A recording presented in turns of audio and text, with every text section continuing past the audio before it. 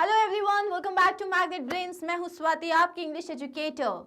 और हम सब यहाँ पे ये जो आपको एक मार्वलस टीम दिख रही है, who is taking care of class 6 to 8, we are here to support you and make sure कि आपको आपके हर सब्जेक्ट में, चाहे वो साइंस हो, एसएसटी हो, मैथ्स हो, इंग्लिश हो या संस्कृत हो, एनी चैप्टर, एनी सब्जेक्ट, और आपको मिलेंगे 100% marks because we are together and together we are going to win. So with this positive approach, we are going to start with class 7 English literature Gulmohar book. The name of the chapter is The Motherboard and it is a very interesting poem, a poem that tells you कि nature बहुत powerful है। भगवान ने एक छोटी सी चींटी से लेके एक बड़े से डायनासोर तक को बनाया है, जब वो अपने आप में इंडिपेंडेंट हैं। एंड हर कोई, specially when we talk about a mother is full of courage. एक फीमेल अपने आप में जितनी करेजियस नहीं होती, the moment she becomes a mother वो बहुत ज़्यादा करेजियस हो जाती है, डिटरमाइंड हो जाती है, ब्रेव हो जाती है, वेलियंट हो जाती है। So this is what we are going to see in this particular poem. जो हमारे स्पीकर हैं, जो पोएट हैं, वो एक नेस्ट को देख रहे हैं। एक तरीके से वो एक इंट्रूडर हैं जो ज़बरदस्ती किसी के घर में घुस कर जाता है, जो उसको इंट्रूडर कहते हैं। और किस तरीके से वो मदर बर्ड उनको देखती है, तो वो उनकी इमोशंस को, उनकी फीलिंग्स को बता रहे हैं। And finally how he comes back without disturbing the nest, ये पूरा हम देखेंगे इस पोम में। Now before we start our poem, पहले हम हमारे स्पीकर के बारे में जानेंगे। About the poet Walter de la Mare. Walter de la Mare was a British poet, a short story writer and novelist who often used the pen name Walter Ramal. तो ये थे एक ब्रिटिश पोएट, ये short stories लिखते थे, novels लिखते थे, और इनका जो पेन नेम हुआ करता था वो था वॉल्टर रमाल। पेन नेम मतलब when the writer doesn't want to give his real name, या मान लो जो नाम है वो बहुत कॉमन होता है, तो क्या करते हैं वो अपने एक स्पेसिफिक आइडेंटिटी क्रिएट करने के लिए अपने एक अलग नाम डाल देते हैं, उसे बोलते हैं pen name. He wrote for both children and adults, तो वो बच्चों के लिए और adults दोनों के लिए लिखते थे। A common theme of the Lemare's writings is the supernatural. An example being the extremely popular poem The Listeners. तो ये जो इनकी एक जो common theme होती है वो होती है supernatural, और इसका एक बहुत अच्छा example है The Listeners, जो कि इसी particular theme पे based है। In The Motherboard, de la Mare captures a common scene in nature. इस पर्टिकुलर पोम में जो अभी हम पढ़ने वाले हैं, द मदर बर्ड, इसमें वो एक बहुत ही कॉमन सीन, जैसे आपके घर में भी नेस्ट होंगे, कभी कभी आ जाती है स्पैरोज या कोई पिजन आ जाता है जो अपना एक छोटा सा घोंसला बना देता है, and we are so surprise to see it, हमें बड़ा अच्छा लगता है वो देखना। सो यहाँ पे वो एक बहुत ही कॉमन सीन को कैप्चर कर रहे हैं। A mother bird sitting in her nest and imagines the range of emotions she must be feeling. तो एक मदर बर्ड जो है वो अपने नेस्ट में बैठी हुई है, और एक रेंज ऑफ इमोशंस हैं, वो क्या फील कर रही होगी वो पोएट हमें बता रहे हैं। Right from fear to courage and hopelessness to joy. In this poem the human being a speaker poet, इसमें जो ह्यूमन बीइंग है, जो हमारे पोएट हैं, इज द इंट्रूडर, वो जो है एक इंट्रूडर है जो ज़बरदस्ती एक तरीके से उनके घर में घुस रहे हैं। Who stumbles across a private and delicate moment, जो उस मदर बर्ड के एक प्राइवेट और डेलिकेट मोमेंट में के अंदर जो है वो घुस जाते हैं, एंड हैज़ टू रिट्रीट, और उन्हें वापस आना पड़ता है, looking foolish beside the beauty and dignity of the bird. मतलब वो उस बर्ड को जब देखते हैं, उसके करेज को देखते हैं, उसकी डिग्निटी को देखते हैं, तो उसके सामने वो अपने आप को एक फूल कंसिडर करते हुए वहाँ से वापस आ जाते हैं। Now exactly the pome, like जो पूरी पोम है विद एक्सप्लेनेशन हम देख लेते हैं। Let's start. Through the green Twilight of a hedge I peered with cheek on the cool leaves pressed, and spied a bird upon a nest. 2 eyes she had beseeching me, meekly and brave, and her brown breast. Through the green Twilight of a hedge, मतलब यहाँ वो बोल रहे हैं कि एक hedge है, मतलब बहुत सारी लीव्स हैं, बहुत सारी पत्तियाँ हैं, तो through the green Twilight of a hedge, जैसे कि मून की लाइट आती है, वैसे ही एक पेड़ों में पूरी जो पत्तियाँ हैं उसके बीच में आई पियर्ड, मैंने झांका, with cheek on the cool leaves pressed, अब जो वो पत्तियाँ हैं उधर पे जब मैंने झांका और मैं बहुत पास हूँ, तो वो जो पत्तियाँ हैं, वो जो ठंडी ठंडी पत्तियाँ हैं, वो मेरे चीक से प्रेस हो रही हैं। And spied a bird upon a nest, और मैंने क्या स्पाई किया, एक बर्ड जो अपने नेस्ट में बैठी हुई है। Two eyes she had beseeching me, वो अपनी दो आंखों से मुझे देख रही थी। beseeching एक तरीके से बेग कर रही थी, रिक्वेस्ट कर रही थी, प्लीड कर रही थी। meekly and brave and her brown breast, meekly and brave, meek का मतलब होता है बहुत gently, timidly और at the same time bravely। वो अपनी आंखों से एक तरीके से रिक्वेस्ट कर रही है not to disturb anything, not to disturb her children और हर एग्स और हर नेस्ट। एक तरीके से वो रिक्वेस्ट कर रही है, eight the same time she is very brave. जहाँ पे हर ब्राउन ब्रेस्ट मतलब उसका जो दिल है throbbed hot and quick above her heart.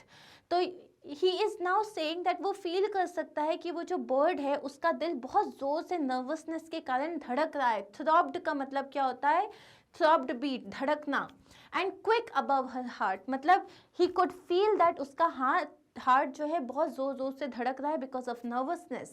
And then she oped her dagger bill, and then she oped is like old fashion form में open को बोलते हैं। फिर उसने अब ओपन किया क्या, her dagger bill.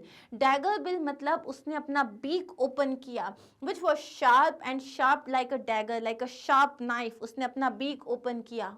It was not a chirp as sparrows pipe at break of day. It was not a trill as falters through the quiet even.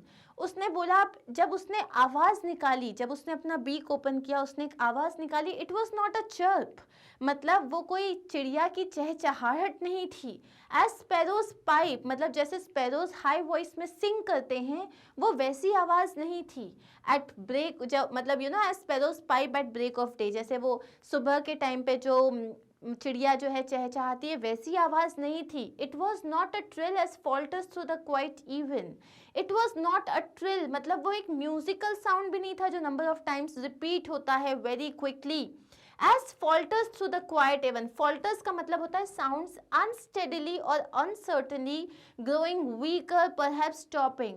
As falters through the quiet even, यहाँ पे क्या मतलब है कि एक evening में जैसे किसी चिड़िया की आवाज़ आती है और धीरे धीरे कम हो जाती है, वो वैसी आवाज़ भी नहीं थी। ना वो मॉर्निंग में एकदम ब्राइट और सिंगिंग वॉइस थी, ना वो ऐसी आवाज़ थी जो इवन मतलब यहाँ इवनिंग की बात हो रही है, इवनिंग में जो धीरे धीरे हल्की हल्की दूर होते होते ख़त्म हो जाती है, वो वैसी आवाज़ भी नहीं थी।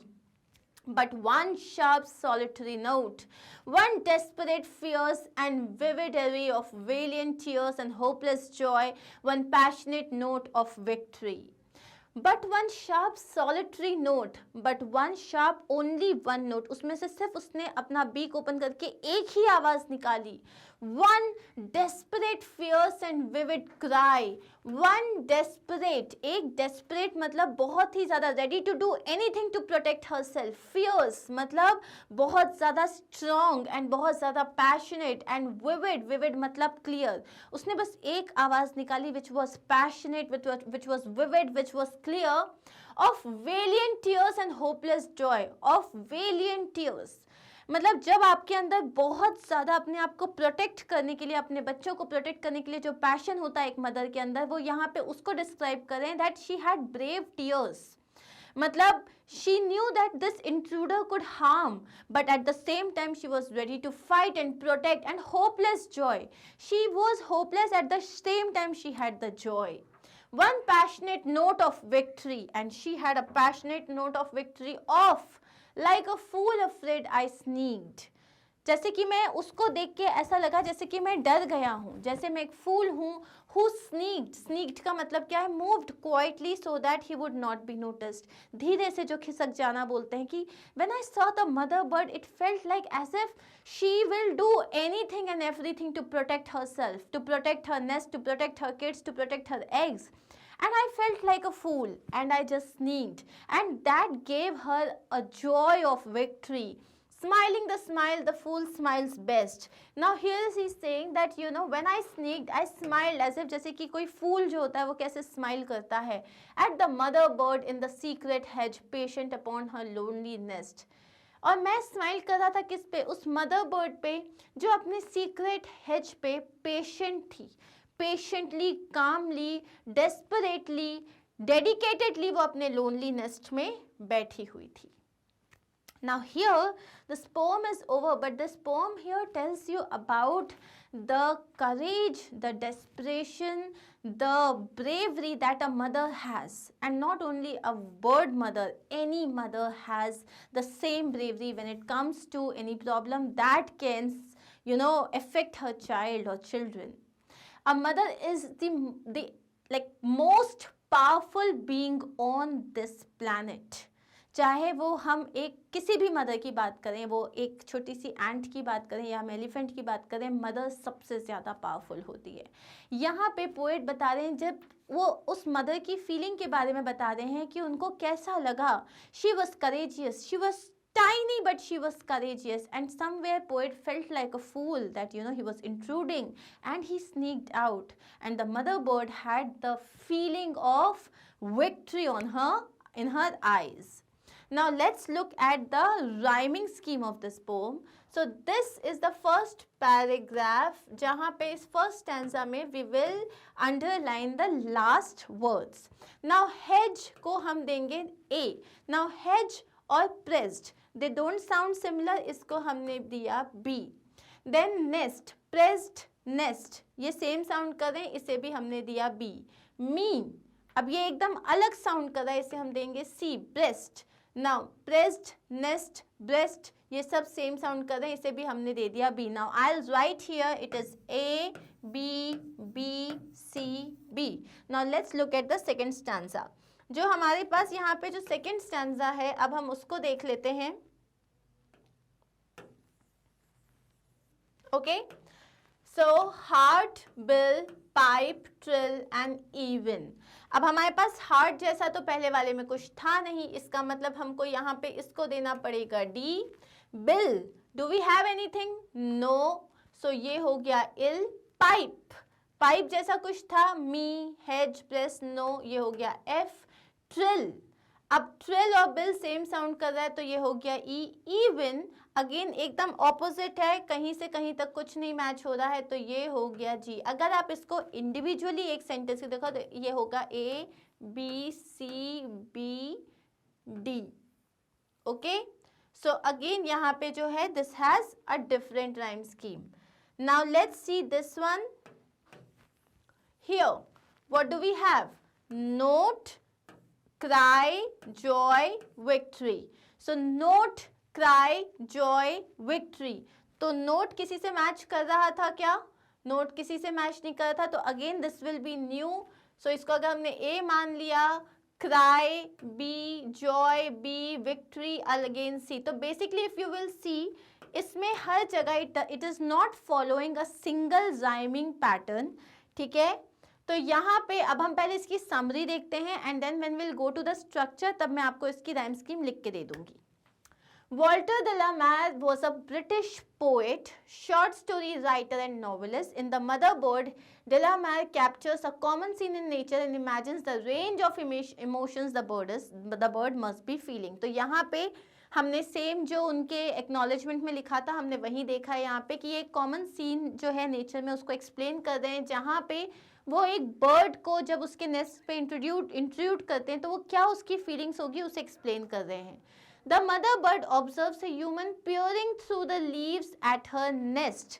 तो मदर बर्ड देखती है एक ह्यूमन जो है वो लीव्स के थ्रू उनकी नेस्ट की तरफ देख रहा है. The moment the bird sees the poet, she looks at him with pleading eyes. जैसे ही वो बर्ड जो है उस ह्यूमन को देखती है तो वो बहुत ही रिक्वेस्टिंग आइज से उसको देखती है, not to disturb her harm her birdling. ना उसको डिस्टर्ब करने के लिए ना उसको हार्म करने के लिए वो रिक्वेस्ट करती है. The speaker thought that the bird was meek because she was looking at her nest alone. Speaker को लगा वो जो बर्ड है वो बहुत कमज़ोर है. क्यों? क्योंकि वो अपने नेस्ट की तरफ देख रही थी. At the same time he thought that the bird was brave because she was guarding her nest all by herself. लेकिन at the same time he felt कि वो बर्ड बहुत ब्रेव है क्योंकि वो उस पूरे नेस्ट को अकेले गार्ड कर रही थी. And did not fly away when she saw the intruder. और जब उसने इंट्रूडर को देखा वो वहाँ से भागी नहीं, उसने फ्लाई नहीं किया. She was there. The speaker could feel the bird heart beating nervously due to fear. Speaker feel कर सकता था कि वो जो बर्ड का हार्ट है वो फियर के कारण नर्वसली जो है वो थ्रॉब कर रहा है. The bird grew bolder and opened her sharp beak to let out a cry. अब जो बर्ड थी वो बोल्ड हुई, उसने रिस्क लिया और उसने अपना बीक ओपन करते हुए एक शार्प क्राई निकाला. To drive him and defend her eggs or chicks as he posed a threat to her offspring.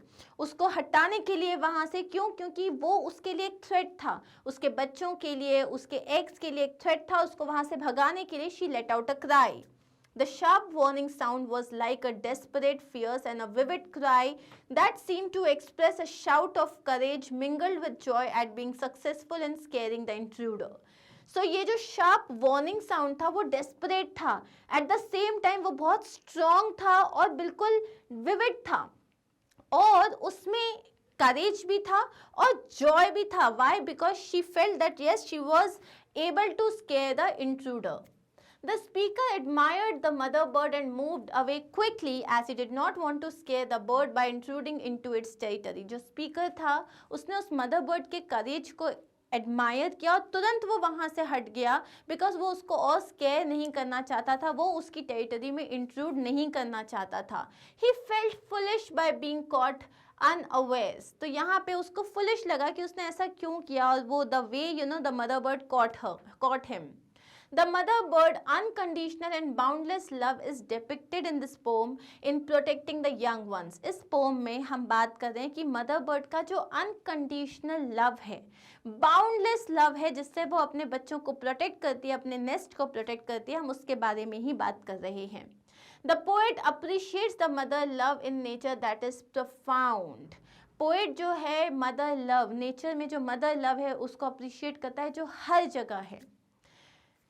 Brave and extraordinary courage with which it stands against the predator. So that is profound, brave and extraordinary courage, जिसके साथ उस predator, कोई भी जो उसको harm करने आएगा, वो जिस ब्रेवरी के साथ खड़ी रहती है अपने आप को प्रोटेक्ट करने के लिए, अपने बच्चों को प्रोटेक्ट करने के लिए, जो हमारे पोएट हैं वो उस चीज़ को बहुत ज़्यादा अप्रिशिएट कर रहे हैं.